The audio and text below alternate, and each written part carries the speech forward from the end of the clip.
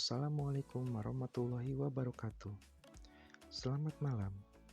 Saya di sini akan mempresentasikan jurnal yang berjudul Entrepreneurial Spirit and Corporate Entrepreneurship in Large Companies.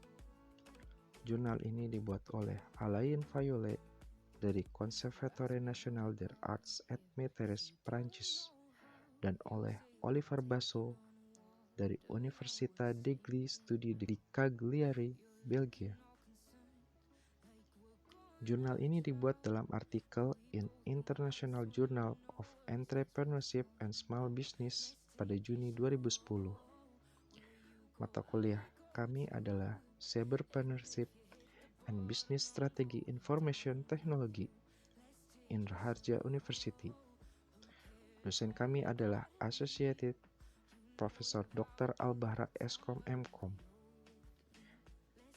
Presentasi ini dibuat oleh Tata, Tufail, dan saya sendiri Anggi dari MTI 15. Jurnal ini merupakan sebuah studi literatur, yaitu hasil dari mengolah beberapa jurnal untuk kemudian ditarik sebuah kesimpulan. Oke, tidak perlu berlama-lama lagi, mari kita mulai presentasinya. Yang pertama adalah abstrak.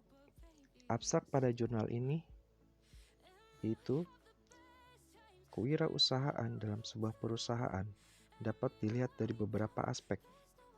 Yang pertama, dilihat saat perusahaan melakukan riset terhadap inovasi baru yang akan dilakukan perusahaan, baik itu tentang konsep, pemasaran, atau keuangan perusahaan.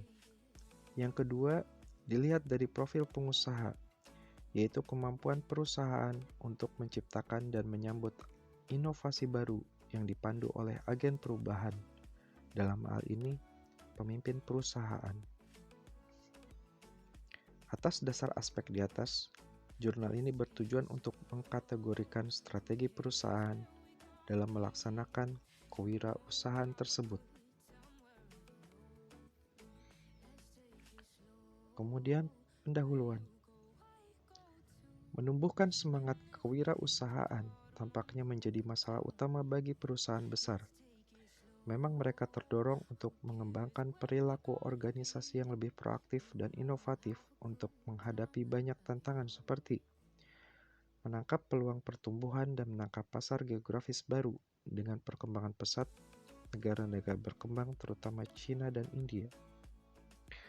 Mempertahankan kemampuan untuk memperbaiki pasokan dengan terus-menerus memperpendek siklus produk baru. Menghindari tekanan konstan pada biaya dengan terus mencari penghematan uang. Inovasi dan dengan mengadopsi taktik organisasi gaya proyek yang fleksibel dan responsif. Mampu beradaptasi, melihat ke depan dan secara permanen mengembangkan daya saing mereka dalam konteks yang berubah, yaitu deregulasi, dampak teknologi baru. Menerapkan strategi pertumbuhan dengan membebaskan energi kreatif di dalam bisnis. Namun dalam prakteknya, kesulitan yang dialami oleh organisasi yang telah mencoba mengembangkan perilaku dan sikap ini mengungkapkan aspek lain dari fenomena tersebut. Adanya kontradiksi dan paradoks yang terkait dengan kombinasi perspektif yang saling bertentangan yang menghasilkan ketegangan kontraproduktif.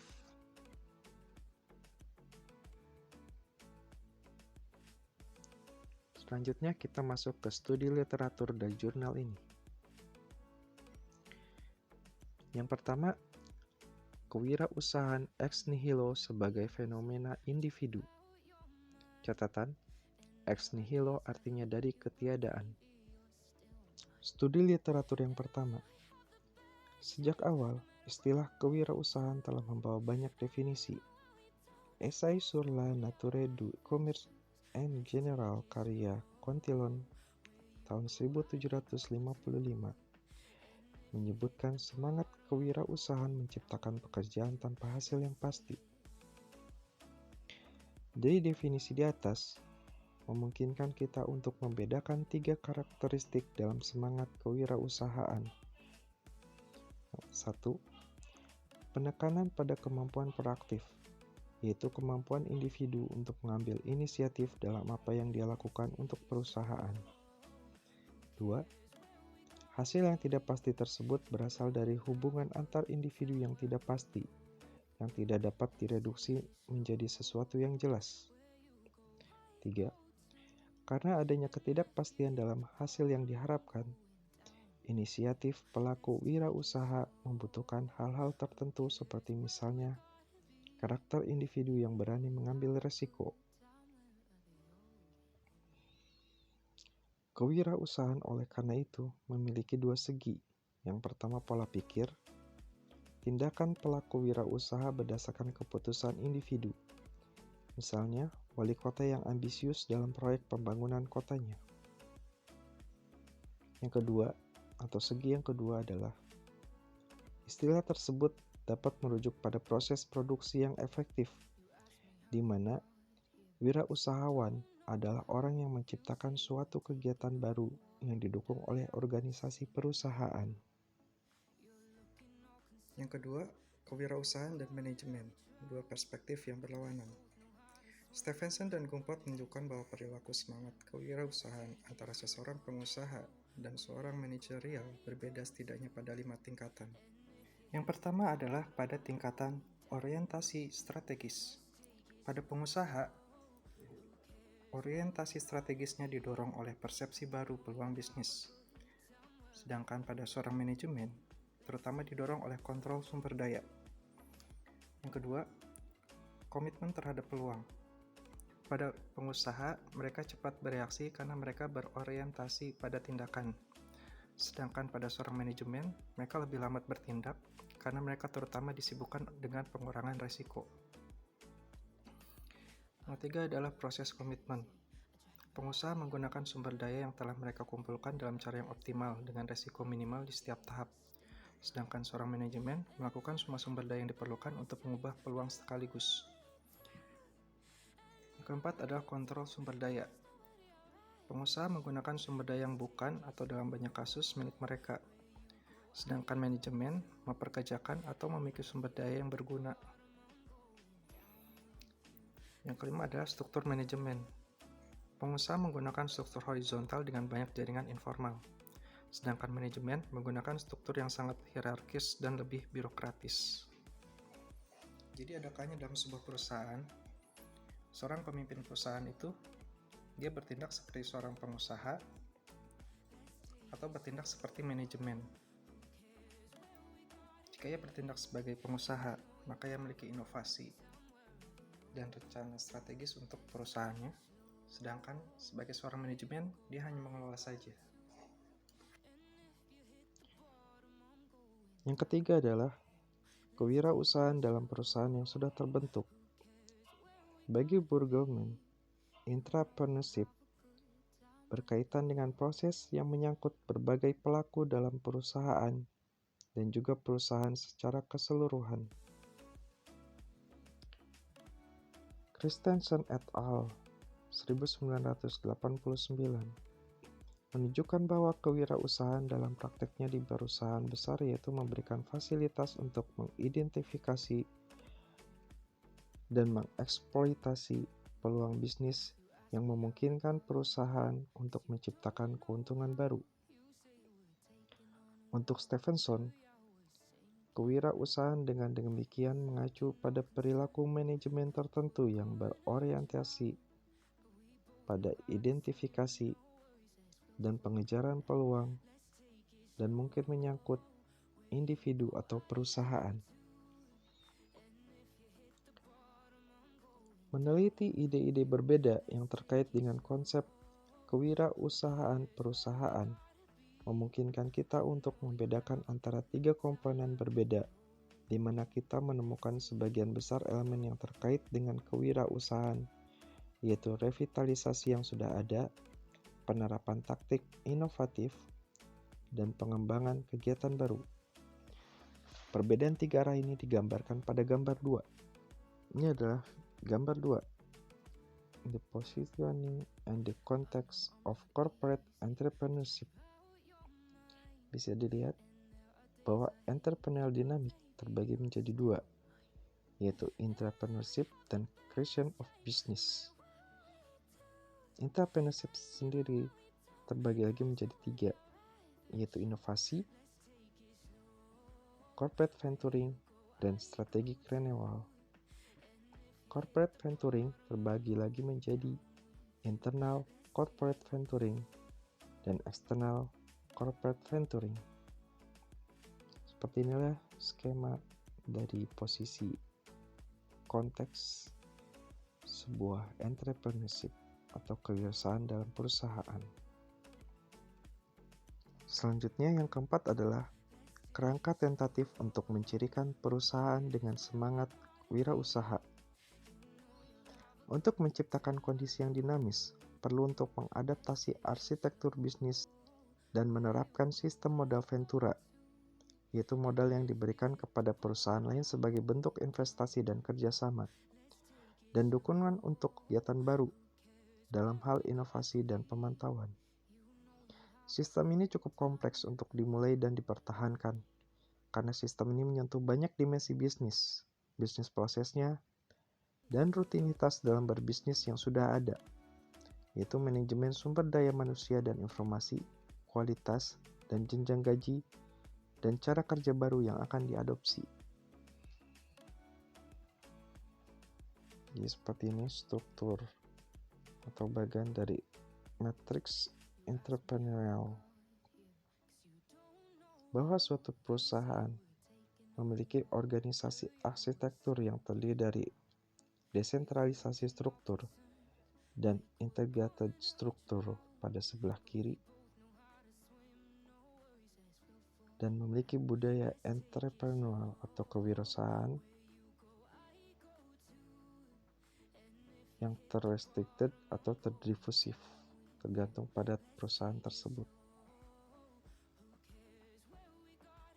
Hasil dari jurnal ini adalah agar berhasil menerapkan orientasi kewirausahaan dalam perusahaan, kami percaya bahwa perusahaan harus memahami apa yang dimaksud dengan entrepreneurship. Entrepreneurship bisa bersifat individu atau kolektif dan menyangkut 3 bidang secara bersamaan, yaitu pola pikir, perilaku, dan situasi. Pertama, pola pikir. Seseorang dapat berbicara tentang semangat kewirausahaan dalam individu dan dalam kewirausahaan untuk sebuah perusahaan. Pemikiran tersebut dapat berhubungan dengan nilai-nilai seperti mengerti risiko, kemampuan berinisiatif dan objektif, dan sikap umum seperti tanggung jawab atau keinginan untuk berubah. Kedua, perilaku. Mereka mungkin individu atau kolektif. Mereka berhubungan dengan pengambilan risiko, orientasi peluang, yaitu identifikasi, seleksi dan transformasi ke dalam realitas ekonomi, pengambilan inisiatif dan tanggung jawab, pemecahan masalah, kerja tim dan jaringan. Perilaku dapat dilihat sebagai manifestasi konkret dan nyata dari pola pikir. Yang ketiga adalah situasi. Kami menggarisbawahi situasi ini dalam 3 kategori. Yang pertama, mencakup perusahaan spin-off, usaha baru, dan pengembangan usaha rintisan internal. Yang kedua, proyek kewirausahaan dan yang ketiga, entrepreneurship. Situasi ini berbeda jauh dari satu sama lain. Meskipun mereka memiliki karakteristik yang sama sampai batas tertentu, ketidakpastian, risiko, perubahan, penciptaan nilai, dan dialog antar orang atau organisasi. Situasi ini harus merupakan hasil dari keinginan eksplisit perusahaan dan tidak muncul secara acak atau hasil dari kebutuhan. Tampaknya bagi kita bahwa untuk meningkatkan pengetahuan kita tentang fenomena semangat kewirausahaan dalam perusahaan dan penerapannya ke dalam praktek nyata, penelitian selanjutnya bisa lebih berdasarkan orientasi konstruksi kewirausahaan di mana hal tersebut memberikan lensa teoritis untuk dianalisis dan menilai pola pikiran dan perilaku pada 2 tingkat analisis yang berbeda, individu dan organisasional. Uraian singkat. Dari jurnal ini, kita bisa melihat fenomena semangat kewirausahaan pada beberapa perusahaan dan pandangan para ahli terhadap fenomena tersebut. Yang kedua, Semangat kewirausahaan untuk selalu menemukan inovasi agar perusahaan terus berkembang. Meskipun perusahaan sudah besar, semangat ini harus tetap ada agar perusahaan tidak tergeser oleh perubahan zaman. Saat ini kita sudah banyak melihat perusahaan-perusahaan besar pada masanya yang kini meredup, seperti Nokia, BlackBerry, dan lain-lain. Contoh kasus, menjalankan bisnis tentu saja ada pasang dan surutnya. Tidak terkecuali pada perusahaan ponsel sekelas BlackBerry dan Nokia. Pada tahun 2007 lalu, BlackBerry yang semula bernama Research in Motion atau RIM, memperkenalkan layanan surat elektronik BlackBerry Messenger di ponsel ke seluruh dunia. Layanan tersebut diklaim mampu menekan pemakaian paket data internet secara lebih efisien. Begitu juga dengan Nokia. Produsen ponsel asal Finlandia ini sukses memasarkan ponsel dengan harga relatif terjangkau dan memiliki produksi baterai yang sangat kecil, daya tahan lebih lama, bentuk ponsel yang unik-unik, dan lain-lain. Kemudian muncul pesaing yaitu Apple dan Android. Di studi yang dilakukan Apple, ternyata konsumen menginginkan ponsel tidak hanya digunakan untuk sarana bertelepon, namun ponsel tersebut harus dirancang dengan baik dan diintegrasikan dengan perangkat mobile internet. Di sisi lain, organisasi perusahaan juga harus lebih mumpuni menemukan strategi bisnis perusahaan ke depan. Intinya, bagaimana harus sesuai dengan keinginan konsumen, tetapi tetap menguntungkan bagi perusahaan. Dalam kacamata ini, baik BlackBerry ataupun Nokia ternyata tidak melakukan strategi tersebut. Nokia kalah strategi karena lebih memilih menggunakan sistem operasi Windows Phone. Padahal, masyarakat belum menghendaki sistem operasi tersebut, dan sistem ini tidak diterima dengan laris manis di pasar.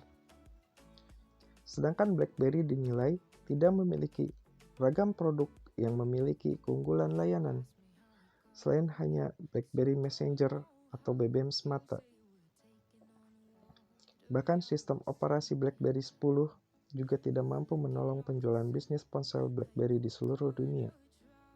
Dari peristiwa tersebut, kita belajar bahwa pemimpin perusahaan harus membayar harga yang berat akibat kegagalan memimpin perusahaan, apalagi ketidakmampuannya bersaing dengan perusahaan lain.